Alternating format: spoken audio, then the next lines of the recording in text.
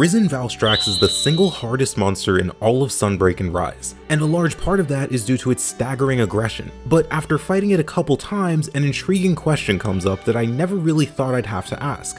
Is Sunbreak getting too aggressive? Aggression is nothing new in Monster Hunter, let alone Sunbreak. We've seen this as early as Chameleos' horns that disable its invisibility when broken, but Sunbreak has taken that aggression to a totally different level, and there's a good reason for this. Wire bugs make combat faster than it's ever been, and the combination of wirefalls and counters make the hunter more elusive than ever. Capcom circumvented this problem in Sunbreak by adding follow-up attacks that punish careless counters and wild wirefalls. Look at attacks like Malzeno's double tail slam.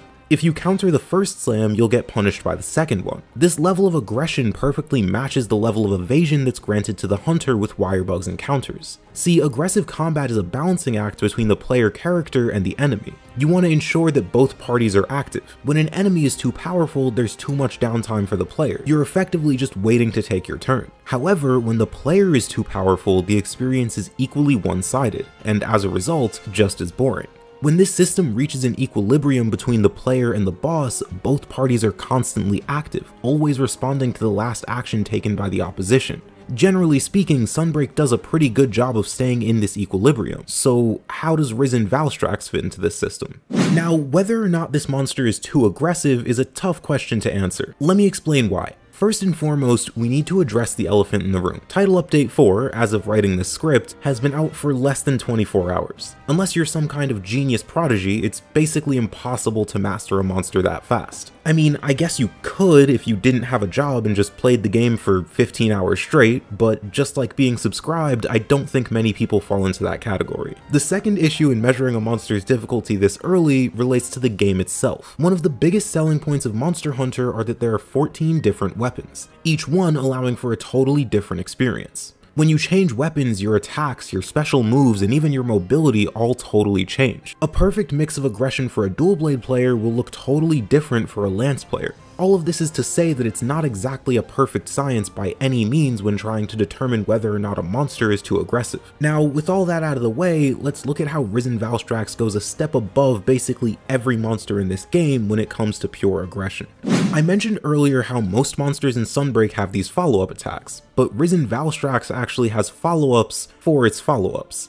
Let me show you a few examples. The combo begins with a dash straight at the hunter. Next, since this initial dash left the Valstrax in the air, it follows up with a dive straight down. Finally, this dive sets up explosions that detonate shortly after. This means that if you dive away, wirefall, or counter anything but that last explosion, you'll leave yourself open to a follow-up. But let's look at another example of this that's a bit less apparent. This one starts with a massive swipe that leaves explosions in its wake. Next, Valstrax stabs straight forwards and finally finishes the combo with a wide-reaching 360 spin. The sneaky part about this is actually that first attack. A few of this monster's moves have basically no end lag, meaning they can be followed up by multiple different moves. This dive, for example, doesn't lead directly into Valstrax's laser, but because of the low lag, it's able to go straight into it after landing. This means that if you're especially unlucky, the monster will set up a combo with a smaller, less committal move, and then follow it up with a full combo that ends in some world-ending attack. So I think you can sort of see why I say this monster is so much more aggressive than anything we've seen in the game up till this point. But is this too much?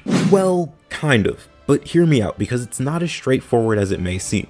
Remember earlier how I said too much aggression on either side leads to a lack of control on the opposite side? That's what sometimes begins to happen here. For example, against a monster like Malzeno, I can dodge the first tail slam and counter the second. This changes with a monster like Risen Valstrax. Because of the more combo-oriented nature of this fight, you spend more time waiting than previous fights in Sunbreak. The flow is no longer one dodge and one counter, it's now multiple dodges before a counter.